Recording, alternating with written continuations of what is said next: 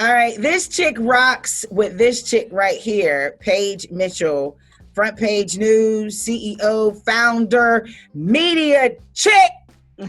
She on the road, she in the sky, she on the boats, the red carpet. Well, not right now.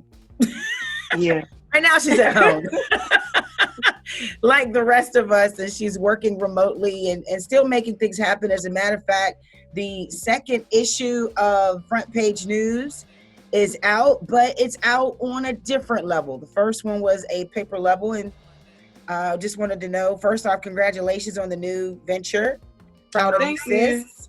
Thank you. Yeah, and we had Paige on the podcast, Hey Girl, Hey podcast, and I wanted to get more in depth with Paige about her crusade being a media mogul, building an empire pretty much, and the changes that that you're enduring and going through during COVID-19. So just tell me about some of the changes. I know you said flight, traveling has changed. Just kind of like, just in case someone has not listened yet. Let's give them a quick recap on how COVID-19 has made some changes for you. Okay. Well, thanks again for having me, Kiki. I had fun yesterday as well on Hey Girl, Hey. Yes. But just a quick little elevator synopsis about myself. My name is Paige Mitchell. I go by Front Page Me. I do journalism and public relations, and I recently launched my own magazine in January of 2020 called Front Page News Magazine. COVID-19 has drastically impacted my lifestyle. I travel a lot. I travel up to 2 times monthly. I'm actively in New York because I freelance for a lot of different publications and platforms, and some of those publications and platforms are based in New York City. So I tend to be in New York City a lot. I have not been in New York for over 2 months now, and this is the longest I've been sitting down since 2016. I've been traveling for quite a few years now, and this is the longest I've been put in my hometown for a while now. And also the dynamic of the magazine is interesting because I was straddling the fence about if I even wanted to do it, and it's so ironic that all of this would happen right after I just accepted to do it, and now it's like I feel like I'm dealing with all these new hurdles and challenges to climb. Because with the businesses, I had contracts with 7 different businesses to house the magazine, and those things pretty much fell through. So now I'm just back to the basics, and it's interesting because I've been writing since 2009. I started writing for the New Pittsburgh Courier as soon as I went to college. So I've been in professional journalism for some time now, and I feel like now, like in my 10th year, I'm like back to the basics of what got me started. Like back in the roots of my neighborhood, trying to figure out what's going on with my neighbors, and the traveling aspect isn't there. So it's interesting. It's like I've got to find that passion that I had when I first got started. Can you still perform using the virtual platforms like we're using Zoom? Can you still meet your deadlines, meet with clients and stuff like that? Has that changed? Yes.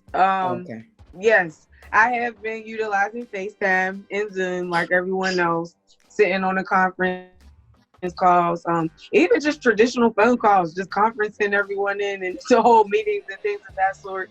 But it's not the same. It's not the same. I'm more so a hands-on person. I like to meet with the people that I work with in person. I want to feel their energy, see their facial reactions in real time. Right. So it's really not the same. But like everyone else, I'm adapting to what we have to do in this time to still get it done. So for the most part, I still have been getting everything done, even with the magazine. Before COVID-19, the deadline for issue 2 was May 15th, and that's still the deadline. So as we speak, we're still in the promised land of the magazine coming out on May 15th. So yeah. Nice. Talking to Michele Newell, news anchor or news reporter for WPXI, also Brandi Brown, who's a hairstylist in Baltimore. Both of them said that their biggest lesson that they learned from all this, and I think a lot of people are reflecting from the effects of COVID-19, just being in quarantine or say distancing, they both expressed appreciating time with family. One is a mother, the other one adores, they both adore their family, but the other one is very active in her family, so she misses her, the smallest family members. What's been your takeaway? You're a spiritual woman, spiritually connected, but at the same time, what is your takeaway through all this? My takeaway from COVID-19 is, from a spiritual aspect, I just feel like it's interesting that God has sat all of us down. And I think that it's interesting to me that there's so many people that we hold on pedestals and we aspire to be like, and we always look at life as if everyone is on a different playing field. But now God, interestingly enough, he sat all of us down, and now we're all on the same playing field. We're all in the same dynamic. It doesn't matter how much money you have. It doesn't matter what neighborhood you live in. It doesn't matter what tax bracket you're in. We're all being affected.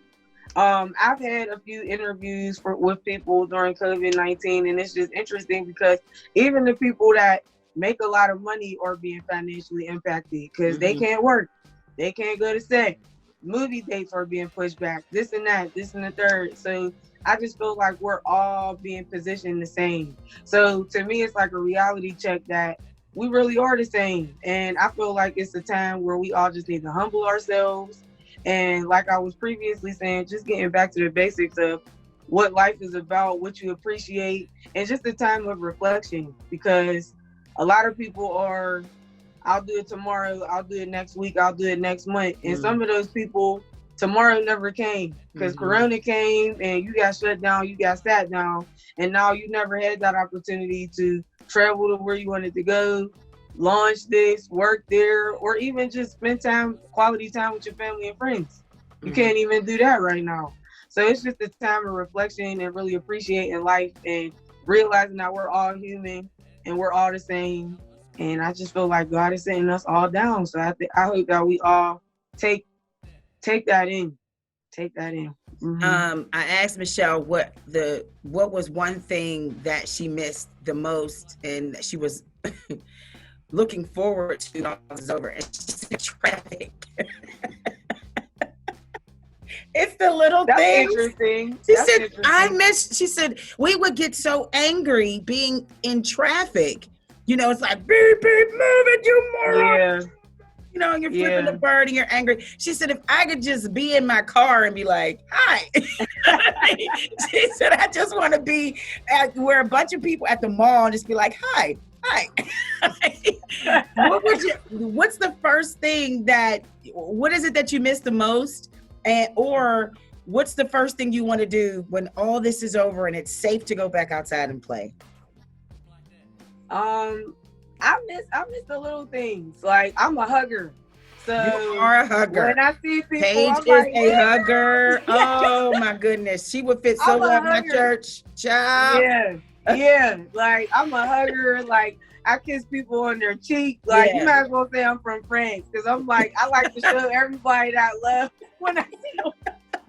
I can see you 4 times a week and I still say hi to you. Like, this is my first time seeing you in 30 days. So that part is interesting to me. Like, it's still even adapting to that. If I see somebody at the gas station, if I see somebody at Target, I'm still tempted to be like, hey. You would see me and be like, hey. Like, even now, if I saw you, be like, hey. And it's just so automatic. But does that make you fearful now? Like, are you gonna second guess yourself, or are you gonna think, oh no, high five? You know what I mean? Like, are you gonna be more cautious? I am more cautious, and then also from the perspective of, like, I've been in situations where I went to hug them and they're like, oh, like they don't want to hug right now with everything going on. They're like 6 feet. But I was like, it's just such a habit, Kiki. Yeah. So it's like just the little things, like just hugging people, like stuff like that. Crazy enough, I feel like people took for granted. So I can't wait to do that and just be a free spirit again and just do things like that again. That it's just weird. Like, you got to really think about gestures like that now. It's pretty crazy. Yeah. I mean, I even do this with my dad. I'd be like, all right, what's up? You know what I mean? Yeah. I'll holler at you later, you know? Yeah. What's just the last question, you know, just ending it here, people who are watching, you know, they follow you, they follow my career, they follow what you're doing, and, you know, they kind of hold on to our words. So if there's something that is encouraging, inspiring, cautious that you want to share with your followers, your readers, your viewers, even newcomers, what would that be? From a health perspective, I would say continue to be safe. Masks are mandatory, so you know, continue to wear your mask out in public, abide by the rules and everything. Even if you're somebody that's not so into what's going on, or you're a non-believer, out of respect for the civilians and the people of your community, because we're not really sure. At the end of the day, the news is rapidly changing. One day is this, one day is that. We're really in a realm of the unknown. We don't know what's going on. But to just be on the safe side, continue to abide by the health notions that they're giving us by wearing your mask and things like that. And then from from a life perspective, just like take this time to reflect, whatever that is. You know, people like to pitch like, oh, utilize this time to start your business, write that book. This might not be everybody's season to do that. Some people might just really need time to just sit down and think and reflect and pray and meditate, or whatever that is. Like, take this time, utilize it to get your mind right, refresh, reset, so that you can restart. And we're just all praying that this time somehow turns over. We don't know what the future looks like. We don't know when this is going to end. We're hanging in the balance. We don't even exactly know what we're looking for. So just hang in there, be optimistic, and prepare for what is to come, because I feel like there is more to come. Mm-hmm. And before March 13th, I feel like that's the time that's behind us now. That's the past, and moving forward, our future is going to look different. Okay. So it's just the time of just embracing that and being optimistic on that journey. Thank you, Paige. Appreciate it. How can we reach out to you on social media, website, all of it? You can find me on Instagram at Front Page Me. That's Paige with the I-P-A-I-G-E. And you can also find me on my website at www.frontpageme.com. Got it. Thank you, Paige. You're welcome. I'll you a big hug when I see you. I know. I'm going to give you an air hug right now.